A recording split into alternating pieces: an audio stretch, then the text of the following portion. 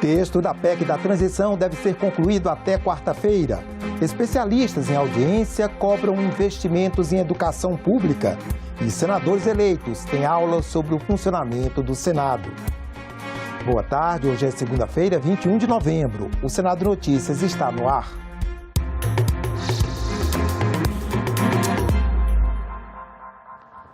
A subcomissão que acompanha a educação durante a pandemia da Covid-19 debateu o orçamento do setor em audiência pública nesta segunda-feira.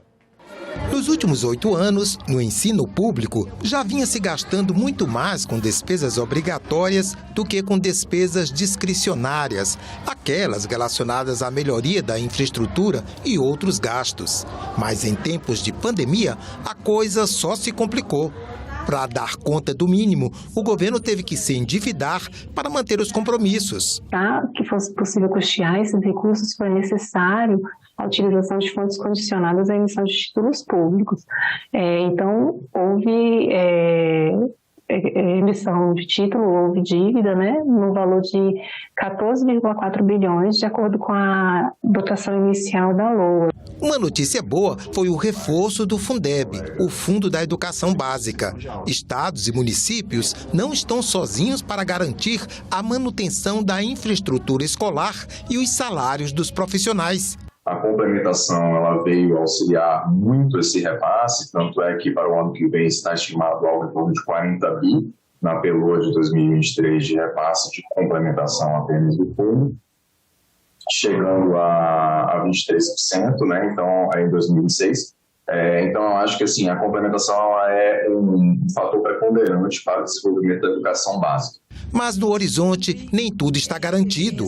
A representante da Confederação dos Trabalhadores na Educação pediu a ação dos parlamentares para derrubar vetos ao Fundeb que, a permanecerem, podem limitar o bom funcionamento do ensino ano que vem. Precisamos derrubar esses vetos que permitem hoje que o Fundeb sofra prejuízo. Sim, nós estamos tendo, diria que um remanejamento de recursos, então acho que a gente precisa identificar isso e rever, acho que é tarefa aí do nosso parlamento para os próximos tempos. Segundo ela, a reforma tributária é muito bem-vinda. Uma de suas consequências poderia ser os investimentos na educação. Temos como fazer uma reforma tributária e com destinação certa para o recurso que é arrecadado, assim, a modelo do que foi feito recentemente, inclusive na Argentina, para socorrer ali os efeitos da pandemia, em plena pandemia. A Comissão de Juristas aprovou nesta manhã o anteprojeto da nova lei de impeachment. Foram aprovados alguns itens destacados pelos integrantes da comissão. A redação final será concluída em 48 horas e a proposta será apresentada em primeira mão ao presidente do Senado, Rodrigo Pacheco, antes de começar a tramitar. A comissão está trabalhando no anteprojeto desde março desse ano e é presidida por Ricardo Lewandowski, ministro do Supremo Tribunal Federal. Também faz parte do grupo o ex-senador Antônio Anastasia, hoje ministro do Tribunal de Contas da União. A proposta define os crimes de responsabilidade e regulamenta o processo de impeachment do presidente da República e outras autoridades. A lei do impeachment é de 1950 e não foi incorporada por vários itens da atual Constituição. Penso, e acho que é a convicção de todos, que vamos apresentar à consideração dos eminentes membros do Congresso Nacional um texto denso, robusto, atualizado, que faz com que a lei do impeachment incorpore todas as previsões que a Constituição de 1988 faz com respeito aos sujeitos dos crimes de responsabilidade. Senadores eleitos e assessores recebem uma aula de como funciona o Senado. O seminário no auditório do Interleges começou hoje e vai até quarta-feira. Na entrada, muitas fotos, conversas, votos de boas-vindas aos senadores eleitos no dia 2 de outubro e também às equipes de assessores. O seminário é uma oportunidade para eles conhecerem um pouco mais sobre a casa onde os futuros senadores vão exercer seus mandatos a partir de fevereiro do ano que vem. Eu vejo isso aqui como uma excelente iniciativa do Senado para dar esse pontapé inicial, né, para que todos nós, né, comecemos a aprender os detalhes, né, da rotina aqui dentro do Senado. Eu tenho experiência parlamentar, mas no âmbito da Assembleia Legislativa de Pernambuco. Aqui as expectativas são outras, porque a pauta é outra, a responsabilidade é muito grande e parabenizo a mesa diretora por essa iniciativa. É importante conhecer, é importante a gente estar aqui sabendo como funciona para poder a gente colocar em prática e assim retribuir a cada um dos eleitores 1.484.110 votos, retribuir a eles a toda essa confiança que eles nos deram. Até quarta-feira, eles vão conhecer a estrutura administrativa e legislativa da Casa, como funcionam órgãos como a Advocacia do Senado, a comunicação e os programas de treinamento, por exemplo. E também vão ficar por dentro de informações práticas do dia a dia dos gabinetes, como as regras para o uso da verba parlamentar, a demanda de pareceres e notas técnicas e prestação de serviços gráficos. É um jeito deles irem se ambientando e, com isso, tornar mais fácil o trabalho de instalação dos novos gabinetes. É uma primeira aproximação, evidentemente, isso não esgota, né? Mas a gente teve a percepção bem clara, da última vez que foi feito o seminário, quanto isso ajudou a que os gabinetes se instalassem de uma forma rápida, de uma forma completa. O debate em torno da proposta de emenda à Constituição que retira do teto do orçamento os recursos para pagar o novo Bolsa Família vai dominar as negociações no Congresso esta semana. Até quarta-feira, o texto oficial da PEC da Transição, ou PEC do Bolsa Família, como prefere o futuro governo, deverá estar fechado. Veja na coluna de Economia com a editora do Agenda Econômica, Antônia Márcia Vale. O material que o vice-presidente eleito Geraldo Alckmin entregou ao Congresso é, como ele mesmo ressaltou, apenas uma proposta inicial. Uma das razões é que o governo eleito não tem poder legal para apresentar emenda à Constituição. Só o presidente efetivo, ou 1/3 dos deputados ou dos senadores. A outra razão é que o governo Lula ainda não tem maioria no Congresso. E enquanto negocia os recursos para garantir o Bolsa Família, articula sua base de apoio no parlamento. O senador Marcelo Castro, relator do orçamento, afirmou que o objetivo dos senadores envolvidos no trabalho é fazer uma grande concertação, incluindo deputados, para chegar a um texto possível de ser aprovado no Congresso. Após fechar o texto, Castro será o autor inicial da emenda e vai coletar as assinaturas necessárias para a apresentação.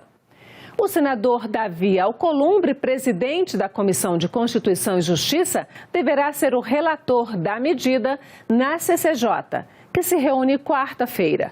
Só depois da votação da PEC no Senado e na Câmara é que será possível definir o orçamento do ano que vem. A retirada do Bolsa Família do teto de gastos mexeu com corações e mentes entre operadores do mercado financeiro e economistas. Depois que Armínio Fraga, Pedro Malan e Edmar Baixa, seguidores da linha econômica ortodoxa, escreveram carta ao presidente eleito defendendo o teto, sábado foi a vez de 5 economistas da linha desenvolvimentista lançarem seu manifesto contra o teto. Luiz Carlos Bresser Pereira, ex-ministro da Fazenda, José Luiz Oreiro, professor da Universidade de Brasília, Luiz Fernando de Paula, da UFRJ, Kalinka Martins, do Instituto Federal de Goiás e Luiz Carlos Garcia de Magalhães, do IPEA, afirmam que o teto de gastos não garante disciplina fiscal. Haja vista o estouro de cerca de 800 bilhões de reais ocorrido nos 4 anos do atual governo, mesmo antes e depois da pandemia. O grupo desenvolvimentista defende a criação de uma nova âncora fiscal a ser amplamente discutida no país a partir de 2023. A Instituição Fiscal Independente do Senado divulgou na sexta-feira o relatório de acompanhamento fiscal deste mês. Entre os principais destaques está a recuperação da economia. A economia brasileira cresceu acima do previsto durante o primeiro semestre de 2022, mas no terceiro e quarto trimestres deste ano houve uma menor expansão do consumo e do PIB, apesar da recuperação do mercado de trabalho e dos estímulos fiscais. Os dados são do relatório de acompanhamento fiscal de novembro, divulgado nesta sexta-feira pela Instituição Fiscal Independente.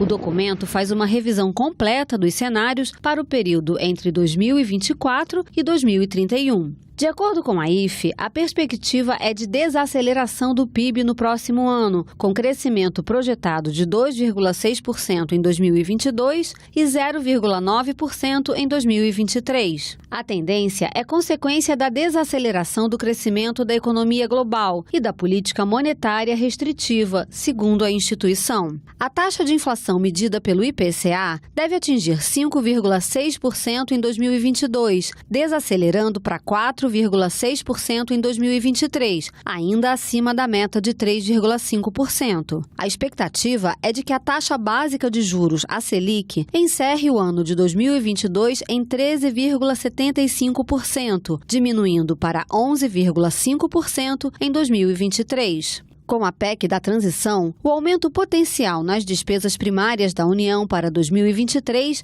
é de 173 bilhões. Além de abrir um espaço de 103 bilhões no teto de gastos para o ano que vem, a proposta também permite a expansão de gastos com o programa de transferência de renda, estimado em 69 bilhões de reais. A IFE também revisou a projeção para a dívida bruta do governo de 2022 para 76,6% do PIB.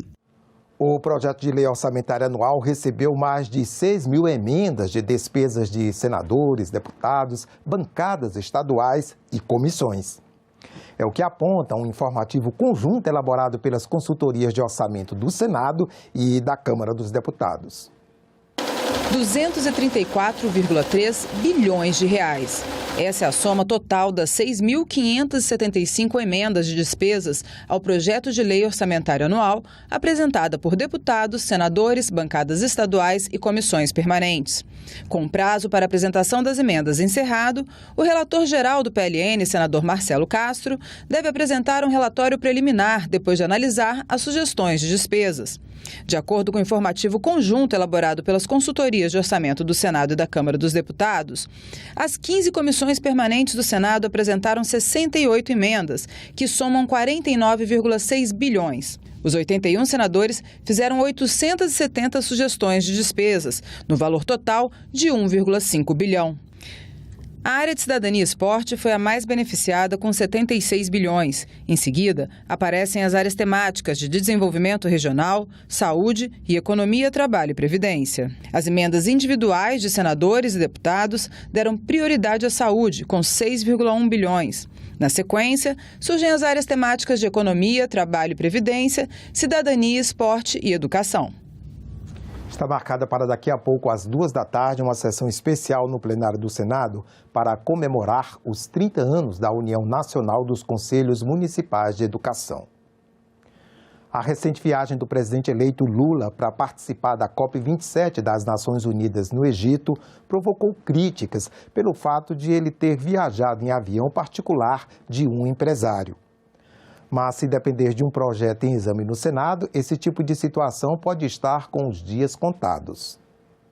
A lei que regulamenta a equipe de transição de governo faz 20 anos em dezembro de 2022. Ela visa prover os meios para que o novo governo tenha condições de receber informações da administração pública, planejar as primeiras medidas, definir ministérios e principais cargos do governo que começa. Mas a lei nada diz quanto a situações de deslocamento das autoridades eleitas. O projeto em exame assegura a presidente e vice-presidente da República eleitos o transporte nacional e internacional necessário a atividades relativas à transição governamental. Não há ainda regra alguma sobre a questão do transporte do presidente eleito após a eleição e nesse período que vai entre a eleição e a posse. Então nós podemos dizer que de fato existe uma lacuna legislativa e que o projeto de lei que trata dessa matéria vem suprir essa lacuna. Toda regra que tem por objetivo garantir a efetividade dos princípios da administração pública fortalecem a transparência e a nossa jovem democracia. O aprimoramento das regras de transparência na transição é importante para evitar, inclusive, interpretações errôneas e críticas infundadas. Mais proteção para crianças e adolescentes expostos a ambientes e produtos digitais, como videogames, redes sociais e propagandas infantis na internet. Essa é a ideia de um projeto em análise no Senado que quer evitar problemas como irritabilidade, transtorno de ansiedade, isolamento social, entre outros, que hoje atingem os mais jovens. O mundo contemporâneo digitalizado traz perigos para as crianças e adolescentes que estão em processo de formação neurológica e a fisiologia e a personalidade ainda estão em desenvolvimento. A gente tem evidências muito robustas de que há efeitos negativos, principalmente no cérebro em desenvolvimento, que é o cérebro infantil e adolescente. E vemos muito indício de uma série de transtorno de ansiedade, de uma série de comportamentos referenciados por uma irritabilidade, isolamento social. Então são alguns indícios, dentro de uma esfera maior, do quanto isso pode causar algum nível de restrição na vida do sujeito. Lembrando que dá limite para a criança, dá limite para ela oferecer um espaço seguro e confortável. O projeto de lei em análise no Senado reconhece a condição das crianças e adolescentes como pessoas em desenvolvimento biopsíquico, que precisam ter a garantia de segurança contra a violência e exploração comercial. O texto estabelece que as redes sociais devem proibir a criação de contas por menores de 12 anos e estabelecer mecanismos de verificação de idade. A interação entre jogadores de videogames deverá ter a opção de desativação pelos pais ou responsáveis. Qualquer pessoa com um endereço de e-mail acessa, cria um nickname, um nome fake qualquer e coloca ali a data de nascimento que bem entender. Eu criei um avatar com 10 anos de idade com um nome que não era meu e tive acesso a todas as crianças de todas as idades na plataforma. O projeto impõe regras a todo produto ou serviço de tecnologia da informação que possa ser utilizado por crianças ou adolescentes, mesmo que não seja declaradamente direcionado a esse público. A publicidade digital, com música, linguagem ou personagens infantis, deve ser coibida pelos serviços. E em relação aos jogos eletrônicos, o texto proíbe as caixas de recompensa, que podem ser compradas com bônus do próprio jogo ou com dinheiro de verdade, sem a certeza do que vem no pacote, semelhante a uma aposta em jogo de azar. Determinados jogos são criados de maneira tal que fazem com que o que a gente chama de reforço intermitente, você nunca sabe quando vai vir a recompensa, faz com que você fique ali cada vez mais motivado a buscar, e então isso tem um potencial viciante bastante grande. A gente tem bastante evidência dos efeitos negativos desse uso excessivo de games, a perda de vínculo social, a perda de atenção, de foco atencional, prejudica a capacidade de resolução de problemas, obesidade, ou seja, há uma série de efeitos deletérios ligados a esses jogos que são criados para que você fique preso neles. O Senado celebrou na sexta-feira os 50 anos da Secretaria de Gestão da Informação e Documentação, setor que preserva a memória do Senado. A secretaria é responsável por gerenciar a documentação, a informação e a memória do Senado. Os itens históricos que fazem parte do acervo são referência nacional. Entre eles estão os originais da Lei Áurea, da Constituição de 1891 e das falas do trono, que são os discursos dos imperadores. Durante a sessão especial para comemorar os 50 anos da Secretaria, o senador Exalci Lucas destacou a competência da equipe técnica, que, segundo ele, precisa fazer um trabalho meticuloso para obter uma documentação ágil, diversificada e transparente. Meus amigos e minhas amigas, festejar os 50 anos da Secretaria é, de alguma maneira, exaltar a importância da informação segura e verdadeira, um dos pilares da democracia, cujos principais atributos de um regime democrático maduro, como a transparência, a participação popular e a responsabilização por atos, palavras e omissões, são elementos do trabalho dessa Secretaria. A diretora-geral do Senado Federal, Ilana Trombica, falou sobre a missão da SGEDOC. Não é guardar o passado, não é organizar o presente e não é nos proporcionar um futuro com as informações que precisamos. É os três ao mesmo tempo. E essas três missões podem ser claramente verificadas, por exemplo, no acervo do arquivo histórico que temos, onde guardamos um exemplar original da Lei Áurea, onde guardamos, eu contava aqui há pouco para o senador Exalci, a carta de renúncia de Jânio Quadros e, inclusive, a carta dos governadores, pedindo que os senadores atuassem em relação a essa renúncia. Para os gestores do setor, a área é estratégica para o Senado e a capacidade dos profissionais influencia positivamente nos resultados. Somos a secretaria que antevê, planeja e executa projetos de futuro, que gerencia o hoje e preserva o ontem.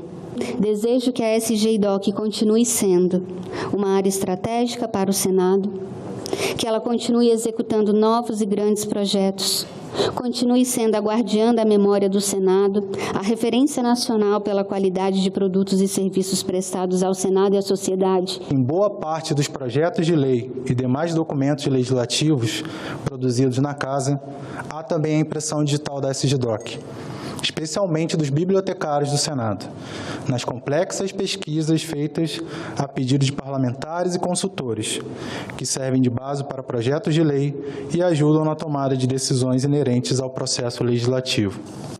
O aumento do número de casos de Covid-19 acende o sinal de alerta para a retomada de cuidados e restrições. Na semana passada, a UNB e a Universidade de São Paulo recomendaram o uso de máscaras nas salas de aula e em ambientes fechados. Cidade deserta, escolas e comércio de portas fechadas, clima de apreensão e medo.